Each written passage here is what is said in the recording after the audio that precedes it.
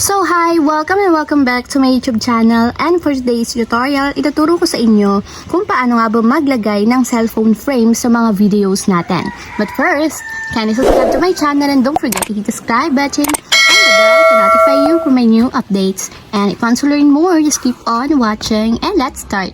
So ayan guys, for today's video, para makapaglagay tayo ng cellphone frame sa ating mga videos, unang-una gumagamit ako ng CapCut application.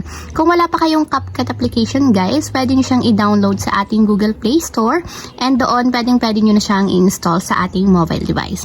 So as of now guys, i-open ko na muna ang aking CapCut application at ipapakita ko sa inyo kung paano nga ba maglagay or kung paano ako maglagay ng cellphone frame sa mga videos ko, lalong-lalo na lagi ako nag-screen recording at nagtuturo ng mga tutorials. So guys, meron na ako ditong video na nakasave.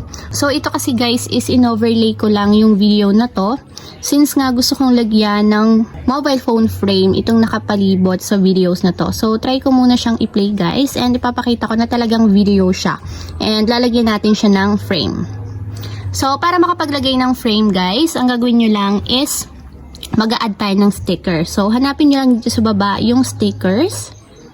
And ayan guys, ito yung stickers. Tap lang natin yung stickers.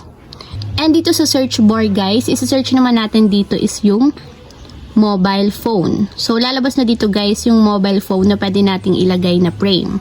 So search lang natin. And kung makikita nyo guys, pwede na kayo ditong mamili ng mga mobile phone na gusto nyong ilagay na frame sa inyong videos. So ito na lang yung pipiliin ko, yung pinakang nasa unahan. Itatap nyo lang. Then apply nyo. So ayan. And then bahala kayo guys kung paano nyo siya maiisakto dun sa video na gusto nyong paglagyan ng frame. So ako kasi guys is isusukat ko lang siya, isasakto ko siya dito para mapakita ko sa inyo. So ayan guys, nagsakto na yung inilagay kong stickers. So dito naman sa baba guys, kung gusto nyong malagyan lahat ng videos ng frame, ang gawin nyo is ilagay nyo hanggang dulo itong stickers na inilagay natin para lahat ng videos is merong frame.